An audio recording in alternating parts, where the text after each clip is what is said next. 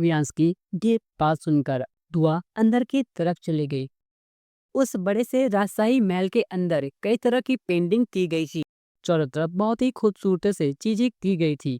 Everything was design. दुआ और Schezwan दोनों ही आंखें पार सब कुछ देख रही थी। अपनी आंखें बड़ी करते हुए दुआ ने कहा, I am seeing such a beautiful place for the first time. सच में राजस्थान तो महलों के लिए जाना जाता है। ये सुनकर सेजल ने तुरंत आसपास के फोटोज क्लिक करते हुए कहा, एग्जैक्टली मैं तो इन सारे फोटोग्राफ्स को डैडी को भी दिखाऊंगी और उनसे बोलूंगी कि वो ये एक घर भी ले ले so that I can visit her again and again. ये सुनकर दुआवेर मुस्कुराकर बोली, हाँ मैं भी एक दिन यहाँ पर ही घर बनाऊंगी और अपनी मॉम को भी बहुत खुश रखूंगी। दुआ की ये बात सुनकर सेजल ने भी मुस्कुरा दिया, लेकिन इस वक्त व्यांश बस दुआ को ही देखे जा रहा था और उसकी स्माइल देखकर उसके चेहरे पर भी एक हल्की सी स्माइल आ गई थी।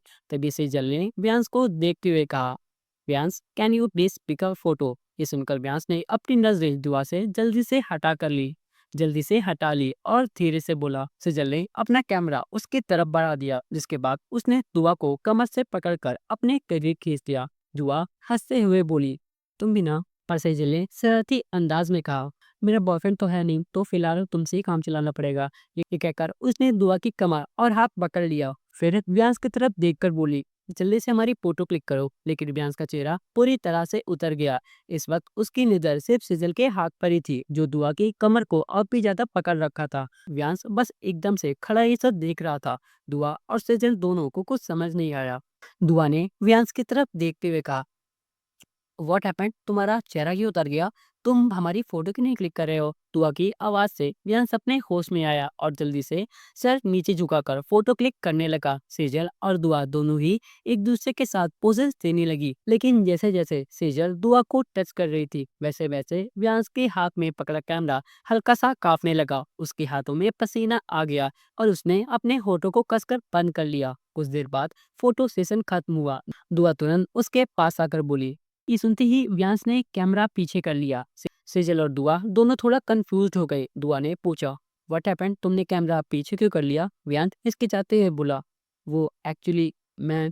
तभी सेजल ने उसके हाथ से कैमरा ले लिया और जैसे ही फोटोज देखने लगी उसका चेहरा बदल गया। बहुत चिढ़कर बोली, तुमने तो एक भी ढंग की फोटो नहीं खींची। कहीं मैं नहीं दिख रही तो कहीं दुआ, हम दोनों के साथ में तो कहीं प्रॉपरली दिख ही नहीं रहे। What are you doing Vyansh? मुझे लगा कम से कम तुम अच्छे जिंजी हो, तुम्हें फोटोग्राफी तो आती होगी। ये सुनकर व्यांश ने अपने कोटों को और कसकर बंद कर लिया और सिर झुकाकर नर्वसली बोला, आई एम सो सॉरी। सेजल ने उदासी के साथ कहा, मैं कितने अच्छे से पोजेस दे रही थी, मुझे लगा तुम मेरी फोटो अच्छे से क्लिक करोगे, बट तुमने तो कुछ भी किया ही नहीं।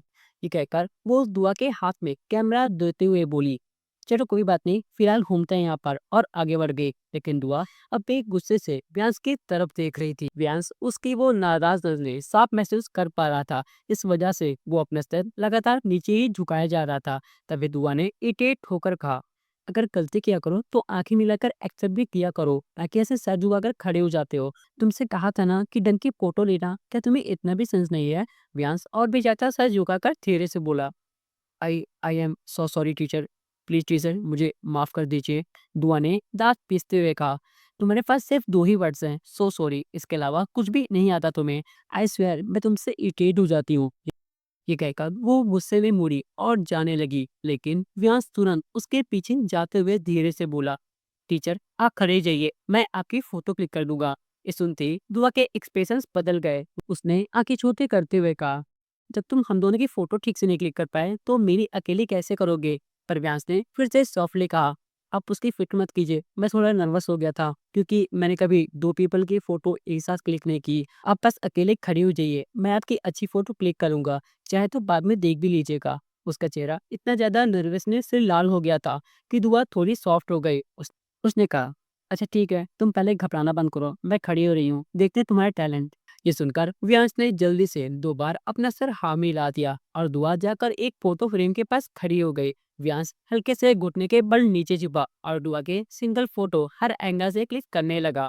ये देखकर दुआ थोड़ी हैरान हो गई, लेकिन फिर उसके चेहरे पर एक हल्की सी स्माइल आ गई और उसने कॉन्फिडेंटली प्रोसेस देना शुरू कर दिए। आखिर में जब फोटो से सब खत्म हुआ तो दुआ व्यांश के पास आई और कैमरा लेते हुए बोली, आई स्वेयर अगर तुमने इस बार भी ढंग की फोटो नहीं ली होगी ना तो मैं तुम्हें।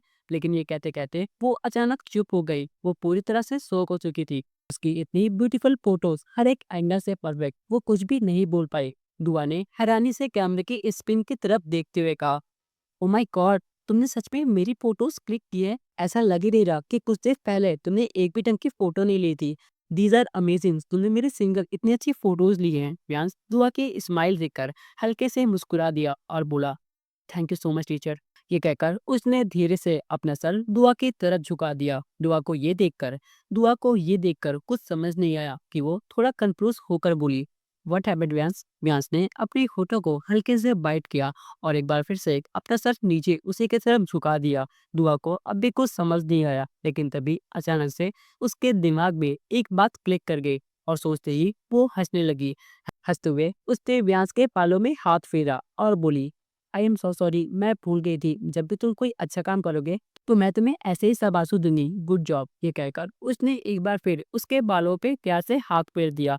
व्यांस का चेहरा अब पूरी तरह लाल पड़ गया था, लेकिन वो स्माइल करते हुए नजरें झुकाकर बोला, थैंक यू सो मच। अब अगर दोबारा से आपको फोटो क्लिक करवानी हो तो मैं जरूर क्लिक करूंगा। ये कहकर वो दूसरी तरफ चला गया। दुआ उसकी ऐसी बच्चे ऐसी हरकतें देखकर उसी वक्त सेजल वहां आई और बोली, क्या हुआ, तुम यहाँ क्यों रुक गई? कि कब से वहां तुम्हें बुला रही थी। दुआ ने स्माइल के साथ कहा, अभी भी व्यास थी मेरे सिंगल फोटो क्लिक की, देखो ना कितनी खूबसूरत आई है, अगर तुम भी क्लिक करवाना चाहती हो तो करवा लो। ये सुनकर सेजल एक्साइटमेंट के साथ बोली, क्या सच में? मैं जरूर क्लिक करूंगी। दुआ ने दूसरी तरफ इशारा किया तो सेजल जल्दी से कैमरा लेकर उसकी तरफ बढ़ गई और दुआ वहां से बाहर निकल गई। सेजल व्यांस के पास पहुंची और हंसते हुए बोली, व्यांस बेबी, क्या तुम मेरी पिक क्लिक करोगे? व्यांस ने कुछ सेकंड तक सेजल को बस चुपचाप देखा, फिर उसके हाथ में मौजूद कैमरे की तरफ देखा। सेजल ने फिर से कहा, व्हाट हैपेंड? क्यों ऐसे देख रहे हो? प्लीज मेरी भी क्लिक कर दो ना, जैसे तुमने दुआ की थी। ये सुनकर प्रियांश ने धीरे से अपना सर झुकाया और शांत आवाज में बोला, आई एम सो सॉरी, पर मैं सिर्फ अपनी टीचर की फोटो क्लिक करता हूँ, किसी और की नहीं। ये कहकर वो सीधा दुआ के पीछे बाहर की तरफ बढ़ गई। सेजल ने जैसे ही ये सुना वो पूरी तरह से सौंप रह गई, बस उसे जाते हुए देखती रह गई। शाम का वक्त था। डीआरएस कैफे में दुआ सेजल साथ बैठकर कॉफी पीते हुए एक स्नैक्स खा रहे थे, लेकिन व्यांश काफी चुप था। वो बस अपना सर नीचे झुकाकर बैठा हुआ था। दुआ ने मुंह बनाते हुए कहा, क्या हुआ तुम्हें? तुम कुछ बोल क्यों नहीं रहे हो? पर ये कहते ही दुआ एक पल के लिए रुकी, फिर वापस अपने भवे चढ़ाते हुए बोली, आई एम सॉरी, मैं भी किसे कह रही हूँ, तुम तो महेश्वरी हो, तुम कहाँ से ऐसे लोकल पबे में बैठकर होगे? दुआ की ये बात सुनते ही मियाज ने झट से ऊपर उठाया और टुकुर टुकुर उसे देखते हुए बोला, नहीं टीचर, ऐसी कोई बात नहीं है, बस मुझे अभी भी कुछ खाने का मन नहीं है, मुझे बिल्कुल भी भूख नहीं है, वरना आप जहाँ कहेंगे मैं वहाँ खा सकता हूँ। दुआ हंसते हुए बोली, ओह तो ये बात है, मुझे लगा तुम ऐसे लोकल कैफे में खाना पसंद नहीं करते। व्यास ने हल्के से अपना सर हिला दिया। सेजल अभी तक व्यास को ही घूर रही थी। उसने दुआ से मुंह बनाकर कहा, दुआ नेक्स्ट टाइम से हम इसे साथ नहीं लाएंगे। दुआ हैरान हो गई और सेजल को देखते हुए बोली, क्या ये तुम क्या कह रही हो? वहीं व्यास भी सेजल को देखने लगा। उसके चेहरे पर पसीने आ गए। सेजल ने दांत पीसते हुए कहा, हाँ ये कुछ खाता पीता तो है रे, और ना ही कुछ कहो तो करता है, तो इससे अच्छा है कि हम इसे ना ही लाएं। तुरंत व्यास बोला। सेजल की बात सुनकर तुरंत व्यास बोला, प्लीज ऐसा मत कीजिए, मैंने आपको आज कितनी अच्छी अच्छी जगह घुमाई, इतनी अच्छी जगह तो खुद टूरिस्ट या गाइड को भी नहीं पता होगा, इसलिए नेक्स्ट टाइम ही मुझे आप लेकर आएगा। और मैं तो, पर इसके आगे वो कुछ भी कह नहीं पाया। उससे पहले ही सेजल ने कहा, कोई जरूरत नहीं है, बच्चों को घर में रहकर पढ़ाई करनी चाहिए, ना कि बड़ों के साथ ऐसे बाहर घूमना चाहिए। व्यांश चुप हो गया। दुआ ने सेजल को देखते हुए कहा, दुआ ने सेजल को घूरते हुए कहा, सेजल तुम ये कैसी बातें कर रही हो? कुछ हुआ है क्या? यहाँ से कोई गलती हुई है? सेजल भड़क गई और बोली, गलती? तुम्हें पता है मैं सच क्या क्या मैं से। पर इसके आगे सेजल कुछ कह पाती उससे पहले ही प्यांस बीच में बोला, आंटी का कॉल आया था, उन्होंने कहा रात होने वाली है, उन्हें घर आना चाहिए, उन्हें आप भी फिक्र हो रही है टीचर। सेजल बीच में ही रुक गई। वही दुआ भी जल्दी में बोली, अरे हाँ मैं तो भूल ही गई, अब तो रात होने वाली है, हमने आज कुछ ज्यादा ही घूम लिया, हमें घर चलना चाहिए। उसने अपना हाथ कीचों से साफ किया और अपनी जगह से उठ गई। सेजल गुस्से से व्यांस को घूर रही थी। व्यांस दुआ के पीछे चलने लगा।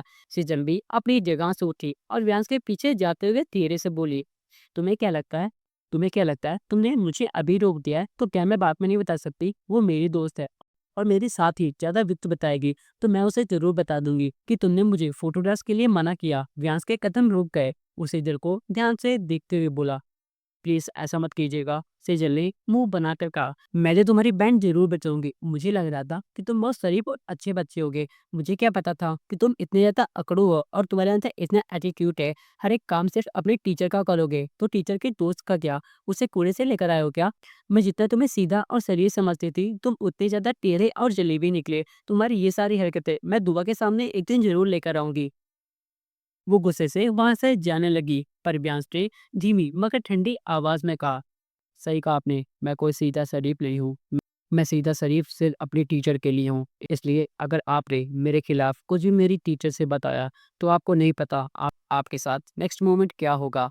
एक सेकंड के लिए सिचल बिल्कुल शौक रह गई। वो अपनी जगह पर खड़ी की खड़ी रह गई और व्यांश को देखती ही रह गई। उसे यकीन नहीं हो रहा था कि उसके सामने खड़ा 17 साल का इतना मासूम सा दिखने वाला लड़का उसे इतनी बड़ी धमकी दे गया था। सेजल ने सरकास्टिक होकर हल्की हंसी के साथ कहा, बाय द वे क्या करोगे मेरा अगर मैंने तुम्हारी दोस्त से तुम्हारी बातें बता दी तो? इसके जवाब में व्यांश उसके पास से गुजरते हुए धीरे से बोला, मैं आपको अपनी हिस्ट्री नहीं बताना चाहता, पर मैं अपनी टीचर की नज़रों में बुरा नहीं बनना चाहता। लेकिन अगर आप मुझे मजबूर करेंगे तो मुझे पता है आपका फैमिली बैकग्राउंड क्या है। अब आपके डैड क्या बिजनेस करते हैं, आपके भाई बहन कहाँ पढ़ते हैं, क्या करते हैं वो, आपको समझदार है। मैं कोई आम लड़का नहीं हूँ, मैं व्यांश महेश्वरी हूँ। मेरे कहने से बहुत कुछ छोड़ सकते हो। प्लीज़ मेरी टीचर के सामने अपना मुंह मत खोलिएगा, वरना जो आपकी फैमिली के साथ होगा उसकी रिस्पॉन्सिबिलिटी सिर्फ आपकी होगी। व्यांश ने अपना सर झुकाया और बेहद मासूमियत के साथ दुआ की तरफ बढ़ गया। लेकिन इधर उसकी वो शैतानियत भरी बातों को सीजल सुनकर ऊपर से नीचे तक कांप गई थी। सीजल डरी हुई आवाज में बोली, क्या क्या कहा? अभी अभी इस लड़के ने, इसने मुझे मेरी फैमिली को ब्लैकमेल किया। वो बुद्धदाई, देखा जाए तो इसने कुछ भी गलत नहीं कहा। ये माहेश्वरी खानदान से बिलोंग करता है और उसका इकलौता वारिस भी है। डैड ने इस खानदान के बारे में बताया था। वो उनकी कंपनी के साथ पार्टनरशिप करना चाहते थे, पर कंपनी बहुत बड़ी थी इसलिए वो हो नहीं पाई। डैड ने कहा था ये जितने डाउन टू अर्थ और शांत लगते हैं उतने ही खतरनाक हैं। कुछ भी कर सकते हैं ये लोग। उसकी सांसें तेज चलने लगी। नहीं, मुझे इस लड़के के साथ थोड़ा संभल कर रहना होगा। सही कहते हैं लोग, खूबसूरत चीजें दिखने में अच्छी होती हैं और मासूम चीजें दिमागदार। ये लड़का जितना मासूम दिखता है उतना खतरनाक भी है। चाहते हुए भी वो जो बहनों को मजबूर हो गई। दुआ की आवाज है, सृजन क्या हुआ तुम्हें? तुम ऐसे वहां पर क्यों खड़ी हो? आओ ना, हमें घर चलना है। उसकी आवाज ने सीजल को जैसे झटका दे दिया था। उसने खुद को कंट्रोल किया और दौड़ते हुए टुआ के पास आ गई। जब वो टैक्सी के पास पहुंची तो उसकी नजर प्यास पर जा गिरी, जो एकदम शांत मासूम चेहरे के साथ फ्रंट सीट पर बैठा हुआ था। दुआ बैक सीट पर बैठी उसका इंतजार कर रही थी। सेजन एक टक व्यांश को देखते रह गई। वो लड़का वाकई इतने शरीफ और मासूम लग रहा था जैसे कुछ देर पहले उसने कोई धमकी दी ही ना हो। दुआ ने मुंह बनाकर कहा, क्या हुआ? अब क्या सोच रही हो? क्या तुम्हें घर नहीं जाना? देखो हम नेक्स्ट वीक फिर से घूमने आएंगे, तो अबे के लिए चलो। उसकी आवाज सुनते ही सेजल ने जल्दी से अपना सर खां में ला लिया और दौड़ते हुए टैक्सी में जाकर बैठ गई। कुछ ही देर में टैक्सी वहां से निकल गई। रात के करीब 10 बज रहे थे।